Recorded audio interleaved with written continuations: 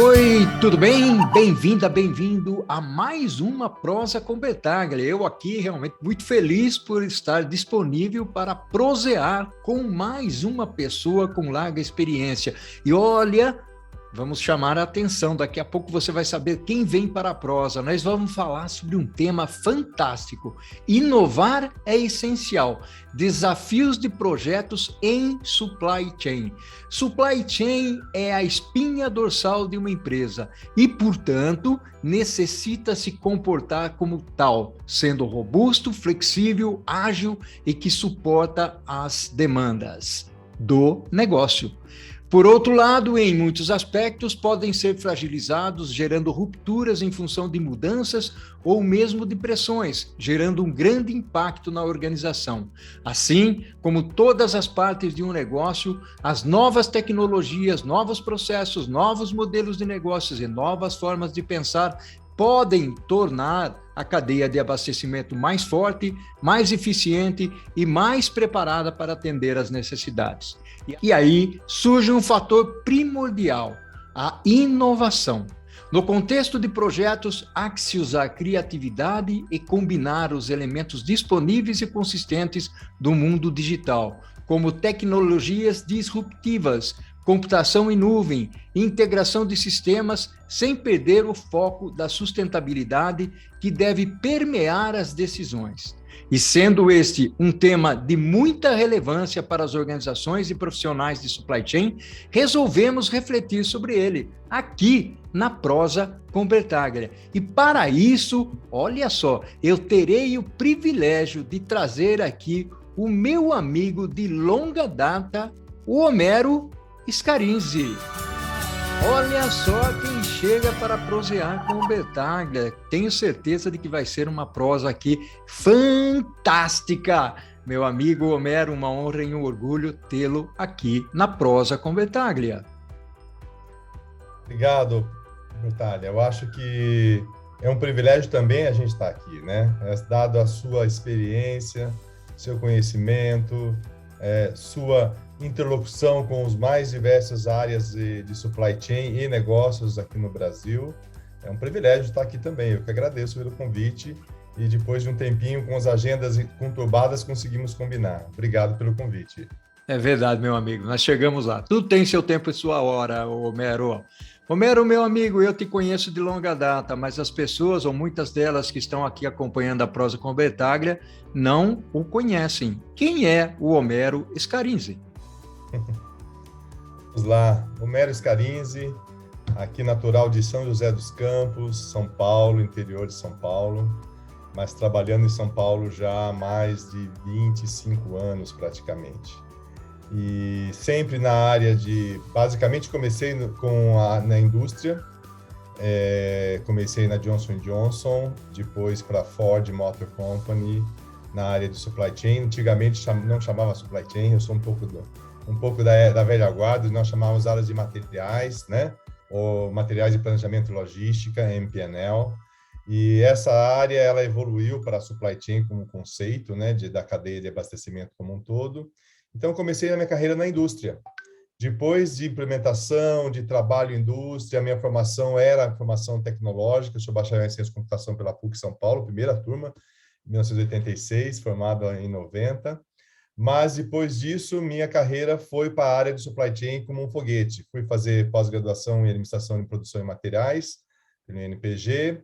Depois, comecei a fazer várias especializações, cursos financeiros nas próprias indústrias, cursos de logística, cursos de supply chain.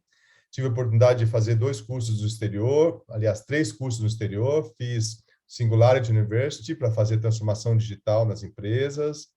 Fiz Georgia Tech para fazer um pouco de supply chain dentro da Georgia Tech em Atlanta. E, por último, acabei fazendo Berkeley um pouco de transformação digital como operação funcional nas empresas também. Então, acabei um pouco evoluindo nessa área e buscando aí também uma autonomia muito forte no pensamento de disrupção de tecnologia para projetos, para supply, pensar isso como um todo, que as empresas hoje demandam não só apenas conhecimento das soluções, mas conhecimento do negócio. E depois de 14 anos na Oracle, em janeiro eu fiz uma movimentação de carreira e vim para a IBM para trabalhar na área de transformação digital, na área de supply chain e finanças com o time aqui da IBM. Então, eu estou hoje na IBM com essa missão de ajudar o time a pensar esse modelo. Que maravilha, meu amigo. E já vamos direto para o assunto de inovação, projetos, supply chain. Contextualiza para a gente, principalmente falando dos desafios que nós encontramos nessa área de projetos de supply chain, Homero. Você que se encontra aí totalmente envolvido de corpo e alma nesse assunto. Impressionante o que nós vemos no mercado, Paulo. A gente acaba olhando as empresas de um olhar de fora. Isso, de uma certa maneira, ajuda, porque como a gente não está envolvido no dia a dia e às vezes a gente tem essa visão de fora, pode parecer uma fraqueza, mas eu enxergo isso como uma fortaleza. Porque como você acaba vendo multi-indústrias, multi-empresas, vários negócios fazendo transformação e mexendo nessa área, você acaba fazendo um benchmarking próprio do que você está vendo naquela evolução tecnológica que aquela específica empresa quer ver. Então, vai desde o conceito de a empresa não ter uma solução automatizada para o projeto que ela está fazendo, ou ela ter uma solução que foi implementada anos atrás, né? Às vezes até décadas, ou às vezes uma implementação que ela fez de maneira errônea, que não era aquilo que era o objetivo do projeto. Então, a gente acaba vendo vários pontos quando as empresas acabam chamando profissionais como nós para avaliar esses conceitos e avaliar esses projetos ou as necessidades futuras que elas estão buscando, né? Eu divido em 5 características, ou 6, vamos chamar de 6, para a gente poder mencionar aqui e estruturar quais são os pontos importantes de um projeto, quais são os pontos importantes de uma decisão de mudança dentro do conceito de supply chain, né?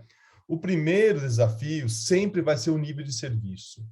O que você espera entregar com esse projeto? O que você espera ter resultados com esse projeto? Os resultados atuais versus o futuro que você deseja.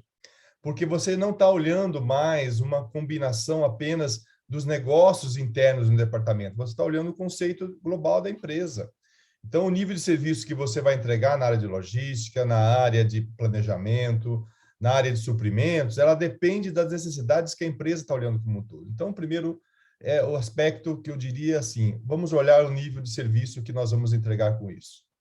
O segundo, sempre vai existir, é o nível de custo.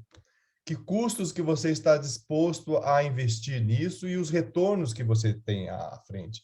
Porque o custo não é só você olhar quanto você vai gastar, mas quanto que você também vai ter de retorno isso. Então, quando eu falo custo do projeto, não é o desembolso do investimento, mas é um estudo de caso ou um business case olhando com o retorno que você vai ter. Como é que você vai pagar esse investimento, em quanto tempo, qual o retorno sobre esse investimento, o retorno sobre todos os processos que você vai contratar. Então, como é que você analisa isso num projeto? É o segundo ponto, quando você está falando de inovação também. Isso é questões relacionadas ao mundo antigo até, mas aí começa a ter coisas interessantes, né? Por exemplo, as questões relacionadas às capacidades funcionais que você tem de pessoas e assets e ativos que você tem em suas mãos. Essas pessoas que eu tenho têm capacidade de entregar isso, essas pessoas que eu preciso treiná-las no futuro em relação a isso, eu preciso inseri-las em novas tecnologias. Como é que fica essa capacidade do modelo de negócio que você está querendo implementar? Não só em termos de gestão atual, mas exatamente olhando a questões de inovação no futuro que você vai. Como você disse há pouco também, a quarta característica é a questão da sustentabilidade. Não se faz mais projetos pensando mais se não tiver o ponto sustentabilidade. O que isso vai afetar a economia da empresa? Como que o mercado vai ver projetos sendo feitos e levando-se em conta isso? Você cria uma avaliação profunda dentro da empresa olhando isso. As questões de resiliência que nós vamos ter que ter. Porque se tem um lugar que pode dar errado e vai dar, é em supply chain. A gente tem certeza disso. porque tudo depende muito mais de condições externas do que condições internas. Estamos falando de navio que encalhou no porto, estamos falando de canal de Suez que interrompeu produções mundiais de automotivo, estamos falando de pandemias globais que afetaram a cadeia de distribuição como um todo, ou seja, resiliência em supply chain, em projetos, é importante, porque você vai estar olhando não só as questões relacionadas ao internos, mas questões relacionadas a internos. Tem que se levar em conta isso na inovação. Então, quando fala-se projeto, você já está falando de inovação. E quando se fala em inovação, você está olhando nesse modelo. E por último, Paulo, aí sim vem a tecnologia em si. Aí vem as soluções tecnológicas que a gente está trabalhando. Então, esses conceitos básicos, eu diria assim, são todos estruturantes para a gente trabalhar. E agora tem um conceito da inovação pura, da inovação que vai sobressair o modelo de negócio. Então, por exemplo, estamos falando hoje que projetos sem inteligência artificial, sem AI, sem machine learning, são projetos fadados ao passado. Estamos falando que projetos que não estão em cloud são projetos fadados ao passado. Estamos falando que, se não tiver o conceito de hyper-automation, que é o conceito de você ter todo o workflow inteligentes, ou o que nós chamamos de digital workers, são conceitos fadados ao passado. Então, as tecnologias que vão ser implementadas, que vão suportar as soluções tecnológicas, elas têm que estar disseminadas ou têm que estar, pelo menos, mergulhadas em vários pontos daquilo que eu falei. Porque nós estamos falando de inovação, estamos falando de transformação digital. A gente já sabe que tudo está em mobile, a gente já sabe que tudo... o nosso mobile é um IoT hoje, praticamente. Ele nos diz aonde está, você, de repente, começa a acessar uma informação num site, você recebe na rede social toda a propaganda daquele site que você não queria olhar e você acaba recebendo. Então, isso dá para mostrar um pouquinho a conexão que existe entre o mundo digital e o mundo que a gente está vivendo no dia a dia. Né? Fantástico, fantástico aí o que você trouxe, Homero, pela perspectiva principalmente da inovação, e você permeou muito bem aí essas características, falando basicamente de nível de serviço, de custo, de pessoas, de tecnologia. Aliás, seria bastante conveniente mencionar, Homero, que inovação, e muitas vezes nós confundimos as bolas, inovação não é necessariamente a tecnologia, ela é muito mais do que isso, é a capacidade que nós temos de ser disruptivos, de criarmos novos modelos de negócios, revisarmos os nossos processos. É lógico, a gente entende claramente que a tecnologia desempenha um papel fantástico, apoiando a inovação. Ela é um elemento viabilizador da inovação, mas a inovação não é dependente só da tecnologia. É por aí, Homero, mais ou menos, antes de nós pularmos para o segundo tempo? Com certeza. Vamos pensar assim, né? Hoje, a questão da capacidade dos colaboradores da empresa. Essa capacidade, ela é intrinsecamente relacionada ao que o futuro da empresa, em termos de inovação, ela quer.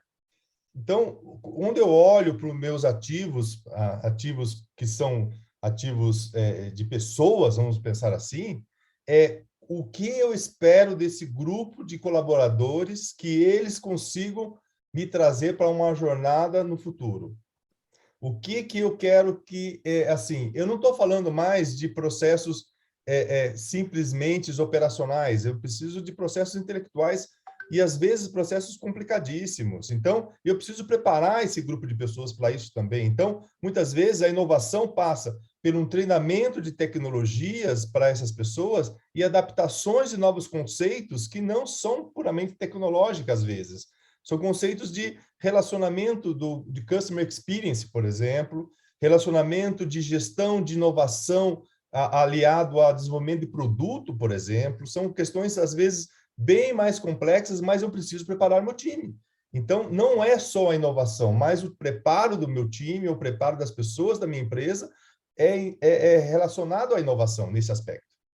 Perfeito, perfeito, meu amigo. Fantástico, o que você trouxe, uma contribuição extremamente positiva para as pessoas que acompanham aqui a Prosa com Bertaglia, falando de inovação, falando de projetos, qual seria principalmente, ou quais seriam principalmente os elementos, os fatores básicos para se ter sucesso nos projetos. Mas na segunda parte da prosa tem mais, nós vamos falar sobre silos, nós vamos falar sobre integração, tomada de decisão. Vamos fazer isso? Vamos lá. Olha só que fantástica a nossa prosa aqui, permeando toda essa parte de inovação em projetos com o Homero. Homero que tem vasta experiência nesse assunto. Aliás, nós trazemos aqui as pessoas que conhecem e têm experiência. Homero, gratidão enorme pela sua presença aqui. Vamos seguir em frente. Eu gostaria de conversar mais contigo sobre inovação nos projetos. Você falou um pouco de desafios, mas agora eu gostaria de explorar um lado contigo, Homero, que é o lado de como é que a gente prepara os tomadores de decisão? Como é que a gente faz a integração entre as áreas? Nós sabemos que existem os silos organizacionais. Como é que a gente trabalha tudo isso, Homero? Muito bem, Paulo. Realmente muitos desafios para tudo isso que você acabou de mencionar, né? É engraçado que você ter silos nas empresas de informação e de conhecimento, e também silos departamentais, né?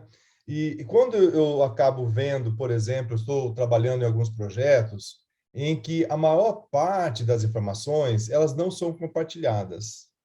Elas, por exemplo, não têm um workflow que você consiga permear várias áreas de organização para você saber o que está acontecendo em outra área, né?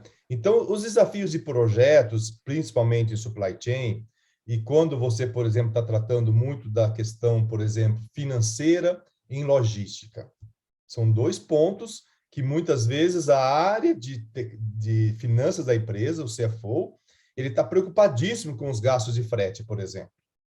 E ele não tem a visibilidade do que está acontecendo no processo de frete. Por exemplo, eu conheço uma empresa que tem um processo de frete que ela é basicamente atendido por uma transportadora, no máximo duas, né? E tem um custo associado a esse frete relacionado à porcentagem do valor do frete transportado. E a empresa está crescendo de uma forma significativa e ela vê esse custo crescer muito também. E ela não tem como ação poder agir sobre o silo logístico e o silo financeiro que está localizado lá. Como é que ela pode trabalhar um pouco a redução de custos disso? Como é que ela pode oferecer, talvez, a área de clientes comercial, oferecer um serviço melhor aos seus clientes com aquele mesmo custo? Então, trabalha-se isoladamente muitas vezes e não tem essa dependência do modelo. Como você sabe muito bem, melhor do que eu, Paulo, torre de controle veio muito para ajudar isso, né? Os famosos control towers, né? Veio para ajudar um pouco a disseminar a informação, não só para dentro da área de, por exemplo, de logística, transportes, mas trazer o custo financeiro, os SLAs de entrega e tudo mais. Então, quebrar esses paradigmas, as empresas e as pessoas que estão aprendendo um pouquinho mais a respeito de supply chain, cadeia de produção e abastecimento, é entender que ter uma visão global do que está acontecendo na área não deixou de ser um caso de multinacional. Agora, todas as empresas querem ter a visibilidade de todos os seus processos e soluções e tecnologia. E existem soluções tecnológicas para isso. Então, sair de silos departamentais, silos de conhecimento e informação, é primordial para se ter inovação dentro das empresas. Maravilha, muito legal o que você trouxe. Aliás, quando você comentou sobre a torre de controle, o Control Tower, eu tenho trazido aqui muitas prosas voltadas para Control Tower, para a torre de controle, exatamente porque há uma proliferação de informação, uma proliferação de ideias. muitos executivos, muitos colaboradores ainda eles possuem dúvidas de como implementar a torre de controle, o que fazer com a torre de controle, e você foi muito feliz em alguns comentários que você fez aí. Quando nós inovamos, não necessariamente precisamos buscar a melhor tecnologia ou a tecnologia mais avançada que existe no mercado. Nós precisamos olhar dentro de casa para olhar e ver o que nós temos e com aquilo perceber o que é possível trabalhar e a partir dali avançar. E a torre de controle é isso, a torre de controle ela permite ter uma visibilidade, uma transparência, conexão, colaboração, nível de serviço, uma série de coisas. E ultimamente, inclusive, o Homero tem dado cursos voltados para a torre de controle. Eu queria explorar um outro assunto contigo, Homero, pela perspectiva do risco. Muitas vezes, quando nós olhamos projetos, nós estamos olhando riscos. Todo projeto tem risco, todo projeto tem custo, e é aquilo que você falou antes, precisamos montar um business case, fazer um planejamento para avançarmos em direção a faz sentido implementar o projeto? Não faz sentido implementar o projeto? Quais são os riscos que eu tenho? Às vezes as empresas elas se dão mal exatamente porque elas não balizam e não buscam esse equilíbrio entre o risco e o benefício. E muitas vezes partem para alguns projetos tecnológicos porque é onda, porque é moda. O que você teria a dizer sobre isso? Porque esse é um assunto importante, não é, Homero? Sim, eu penso assim, Paulo, que empresa que não consegue fazer uma governança nos seus processos normais, ela não vai fazer governança em projetos.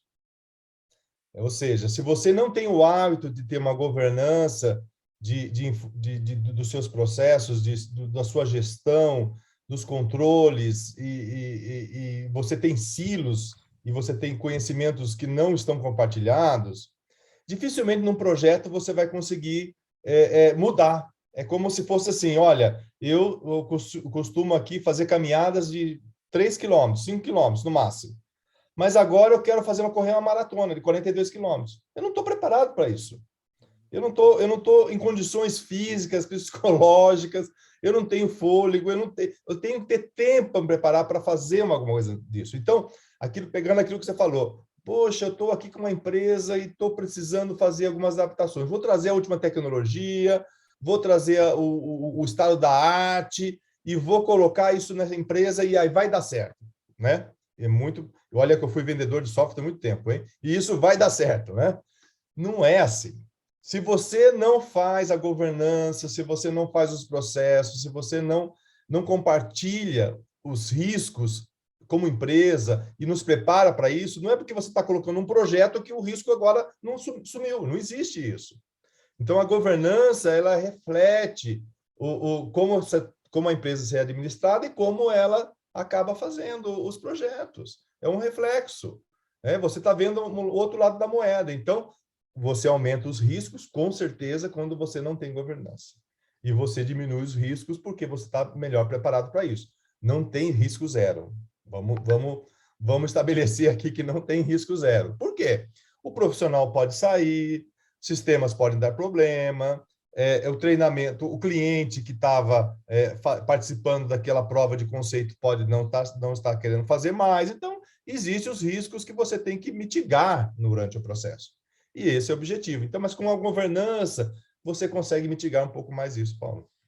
Bacana, bacana. Existem alguns pontos que você trouxe à tona aí que são extremamente importantes, principalmente quando você fala em inovação, tecnologia faz parte desse processo, modelos de negócios, são elementos fundamentais nesse raciocínio que nós estamos tendo aqui. Existem algumas ferramentas que, às vezes, as empresas implementam dentro da perspectiva de projeto para promover agilidade, racionalização, otimização, ter uma malha mais efetiva e eficaz para atender os níveis de serviço de cliente. E aí a gente parte para o conceito da gestão do armazém, que é o WMS, gestão de transportes, que é o TMS, utilização de RFID, código de barras, drones fazendo contagem de estoque, ou seja, tem uma série de coisas além da automação nas linhas de produção, porque quando a gente fala em supply chain, nós não estamos falando só de logística, é bom que se diga isso. Então, nós estamos colocando aqui também a perspectiva da manufatura, dos robôs,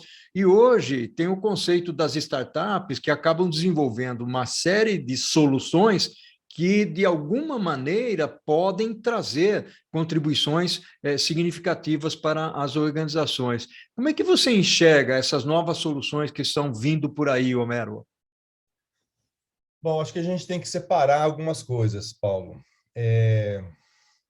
Muitas soluções geniais, por sinal, geniais, conheço algumas delas, né, que trazem ganho significativo para as empresas de startups, e muitas empresas adotaram isso já. Elas meio que são early, que nós chamamos de early adopters, né, ou seja, aqueles que adotam a tecnologia mais rapidamente, né, ganham muito no processo inicial. Só que, vou voltar ao assunto governança, ela não administra o que a startup está fazendo, porque você acaba, por exemplo, trazendo uma solução dessa para dentro de casa e muitas vezes você não acompanha essa startup, como que ela está sobrevivendo na rua, como é que ela está com outros clientes, e de uma hora para outra, assim como uma startup nasce, ela pode morrer.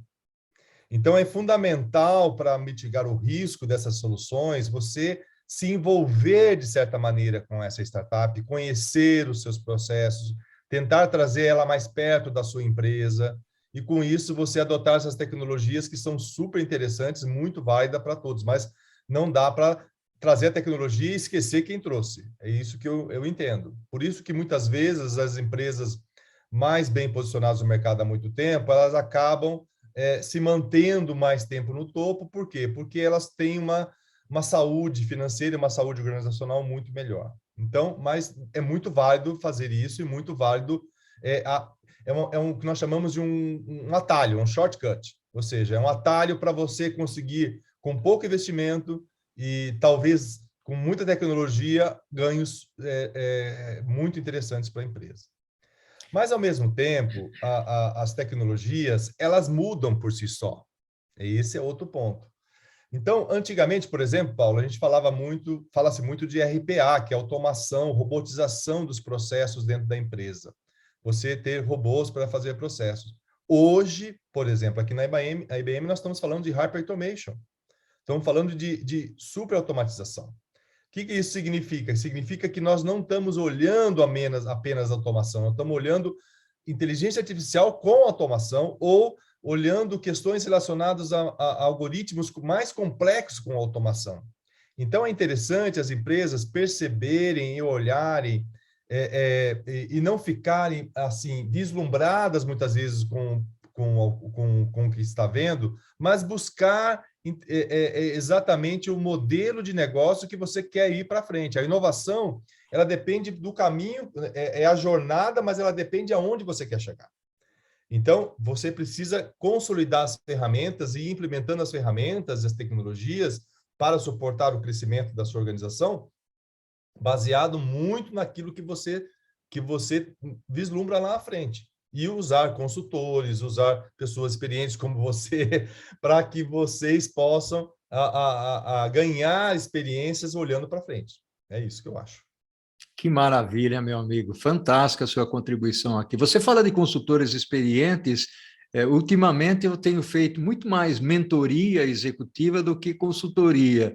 E isso é interessante, viu, Homero? Sabe por quê? Muitas vezes os executivos têm mais uma necessidade de saber qual é o caminho que ele vai perseguir, quais são os ganhos que ele pode ter. Então, ele precisa ter muito mais uma ideia, eu diria, do ponto de vista estratégico, para ele fazer um mergulho em qual projeto ele poderia estar, por exemplo, encarando e implementando. E tem sido bastante interessante, porque Eu tenho falado com alguns diretores de supply chain e muitas vezes as prioridades de implantação de projetos não são aquelas que estão alinhadas ao negócio. E isso é muito interessante, porque eu fazia algumas palestras há 20, 25 anos atrás, já dizendo, né, seguindo inclusive aí algum raciocínio de Peter Drucker, alguns gurus de supply chain de manufatura que já falavam, ou seja, qualquer projeto que você vai fazer lá na frente, ao longo da sua cadeia de abastecimento ou dentro da sua empresa, tem que estar alinhado com o objetivo da organização. E nem sempre isso acontece. E é interessante, às vezes eu converso com executivos experientes, ou seja, o projeto estava previsto para ser feito há 2, 3 anos atrás, agora ele tem um orçamento, ele vai fazer. Só que o tempo mudou, não é aquele projeto que faz sentido mais para ele. Nesse momento é outro projeto. Então, essas mentorias têm ajudado bastante. Meu amigo, nós estamos finalizando a nossa prosa aqui. Alguma dica interessante? Bom, eu sempre procuro conversar, já conversei muito com os meus funcionários e nas organizações que acabava eu fazendo essa mentoria também com os mais novos, né? Basicamente, buscar conhecimento, que conhecimento é a chave do processo educacional para a gente crescer nas empresas, né? Então, buscar esse conhecimento do que está acontecendo no mercado, fazer cursos rápidos de empresas que têm essas especializações, né? Se você está partindo para o lado profissional e não o lado acadêmico, não queira fazer 3, 4 anos, às vezes, de um curso, porque você ganha a velocidade em 3, 4 anos, tudo que você aprendeu no primeiro ano já não vale mais nada, né? Cursos rápidos de 3, 6 meses são ótimos, né? Você vai conseguir ver as tecnologias, evoluir nisso. Então, eu sempre aposto no conhecimento, Paulo. E foi o que me trouxe até aqui, conhecimento, buscar evoluir, crescer em conhecimento do que está acontecendo no mercado, cursos, educação, tecnologias, olhar, ficar atento às redes sociais, LinkedIn, buscar material de supply chain em universidades americanas, entender o que está acontecendo no Japão, na China. Isso é salutar para qualquer profissional, mas para o supply chain, eu considero que isso é muito importante. Então, essa é a minha dica aqui para vocês. Maravilha, meu amigo. Aliás, a prosa com Bertaglia também é uma fonte de conhecimento e a prosa aqui com Homero também é. Homero, um abraço virtual para você. Contribuição fantástica, meu amigo, ao infinito e além. E o que nós fazemos em vida ecoa na eternidade. Abração, Homero. Obrigado, Paulo. Grande abraço.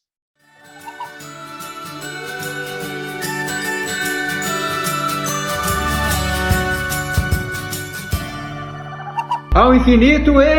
Amém!